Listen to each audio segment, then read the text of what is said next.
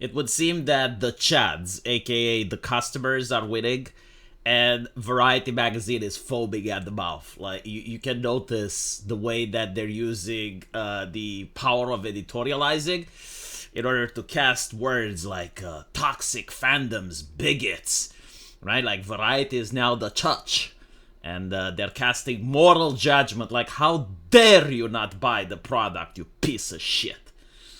Why do you not purchase from the multi-million-dollar company? Look what you did now. Look what you did. They're hiring bigots in order to tell them if the movie is offensive or not.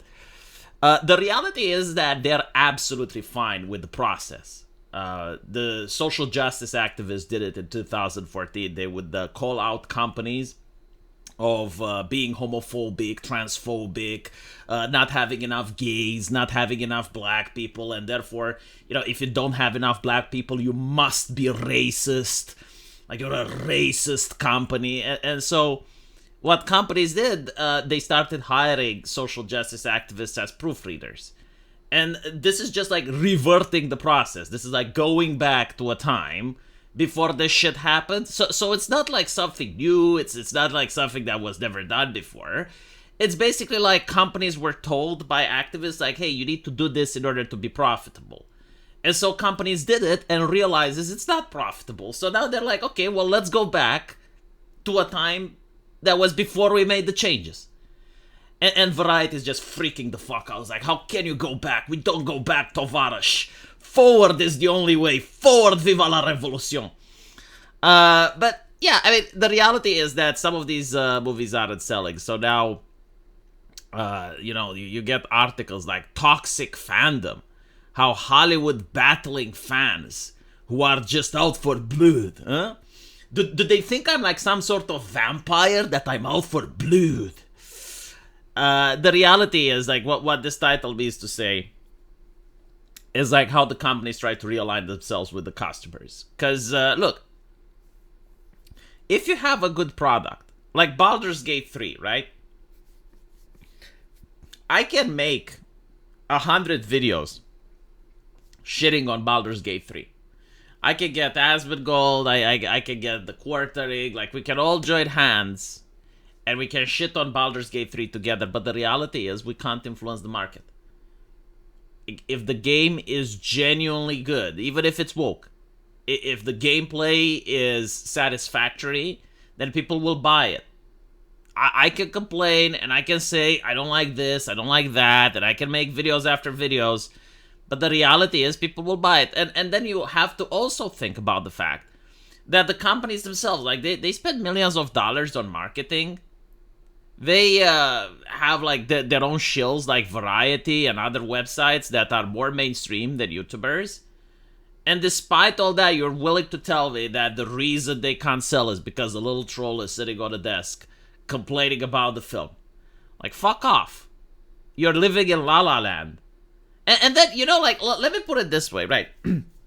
Let's assume that some of the criticisms are actually from bigots. Like, let's assume that some of the criticisms are from that. But, like, all of them?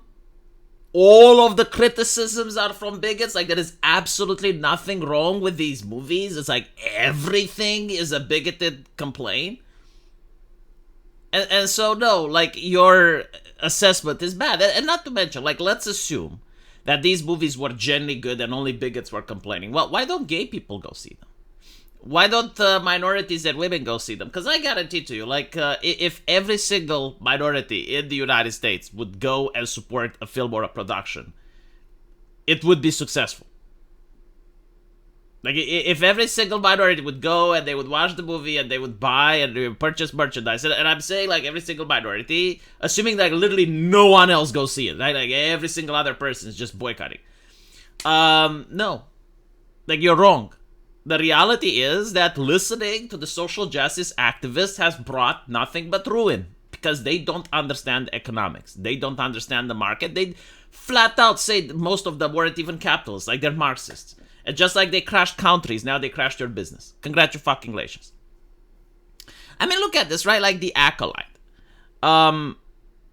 I don't even know if what the studios are doing is going to work. Basically, they're saying, okay, well, we're going to have focus groups with diehard fans, and we're going to see whether or not they can suggest some of the changes that we can make before the movie is out, right? Because like most of these movies takes a couple of years in order to produce. And so, like some of the changes like you had in the movie Sonic, people didn't like the way the hedgehog looked. Okay, they could change that. Other changes are more permanent. And so some of the changes that I would recommend, for instance, would seem incredibly bigoted just by suggesting them. But secondly, I don't even know if they could do it. So the Acolyte, right? You have two middle-aged women that are in a lesbian relationship, and they're using the power of the Force to summon a daughter, the same way that I guess Anakin Skywalker was created. So now you have people complaining about the lore. It's like, well, Anakin was supposed to be the chosen one. He was supposed to be special, and now you're basically saying, well, other people could have done it. So you're breaking the lore in that regard. The second, do you remember that McDonald's commercial where you just have like a family eating a burger, and a lot of woke activists lost their minds over it, but like it was incredibly popular to the point where people were making videos about it, the news reported about it, right? Why was that? Because since 2016, you have oversaturated the market with the it's okay to be gay. Like people understand it. It's not that they agree or disagree with the message, it's that it's oversaturated, it's everywhere. Tell me of a heteronormative family in a TV show where they just like each other. There's no twist to the story, right? Like the man isn't abusive, the woman isn't a cheater. Like, no, it's just like a family, and they're heteronormative, and they just like each other. They love each other. There's nothing toxic about it. How many of that is represented in TV shows or movies nowadays? And the answer is it's very rare, right? Like usually the family is divorced and you have a single mom, or it's a lesbian relationship or whatever. This doesn't necessarily resonate with the audience, right? Like it's not going to resonate with 100% of the people. China doesn't do this. Bollywood doesn't do this. The United States didn't do this before 2016. Now it's okay to have like a lesbian relationship here and there, but like when it's kind of like in every single show, people start thinking that it's a requirement. People start thinking that you are forced to do this. It's like a checklist. And so like just have a heteronormative relationship with her parents, and that's going to resonate stronger with the audience. Oh yeah, but like we wanted a planet with only witches and... Okay. I mean, how can you help them? Like even if I'm there, what exactly would I be able to say? And then the cringe chanting. It's like the power of one, the power of one, the power of two, the power of two, the power of many.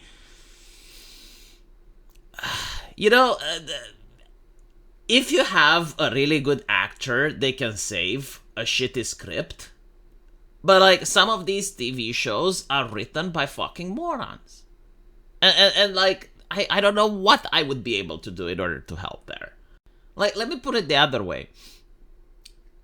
The people from Variety, you're into social justice, right? Like, you're into the woke shit.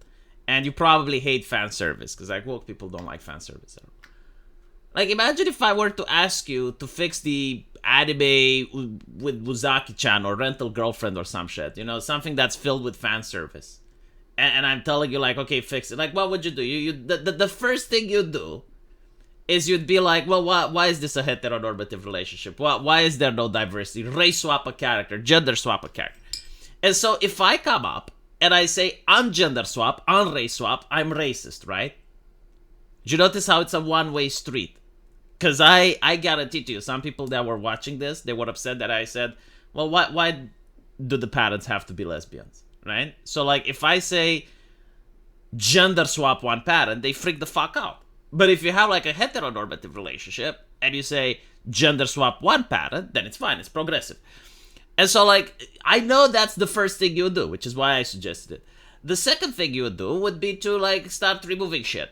But like how much can you remove until there's nothing left? Right? Because if you start removing the fan service around these romance animes that are built around comedy, and usually the comedy is like in a sexual nature. Oh, the guy fell down and grabbed her boob by accident, and she slaps him, right? Like that's pretty much what the fan service in anime is. And so if you remove that from a TV show that caters mostly to that, there's nothing left. And if you're showing me the woke shit, you're showing me the acolyte. Like, if I keep removing stuff from it, you'll probably end up with nothing. But yeah, no, seriously, I can see how the social justice felt. You know, like, they go into race swap, and I would go into it on race swap. You know, it's just like... yeah, I mean, if you're watching Lord of the Rings and then you're like, why are there black elves? Like, it's fine to have black people in Lord of the Rings, just not elves. Like, there's other continents in the world. Focus on those. Talk about those people if you want minorities. Like, why? Like, when you do this, it seems forced. It seems corporate. Reminds people Amazon. When I look at this, you know what I see? I see Jeff Bezos. I see Jeff Bezos piling at me. Like, no. You're going to cause controversy, right? So, like, how can you even have the discussion? Like, even if you're in the focus group, like, the moment you say on race swap, they will be like, oh, you're racist. It's like, okay, but then why did you call me here? The reality is you want the money from the bigots. That's the reality. But you're not going to listen to the bigots. And many of the changes can't even be unmade. Honestly, you know, I would probably hate if the roles were reversed and you have, like, I don't know, Asmongold supporters going in and proofreading shit. I don't think art should be like that. Why not just hire someone that's passionate about the project, though? Why not just hire someone that genuinely likes the source material and let them write whatever they want to write? Wouldn't that be great? Let me know what you guys think, though. And as usual, I'll see you in the comment section. Take care.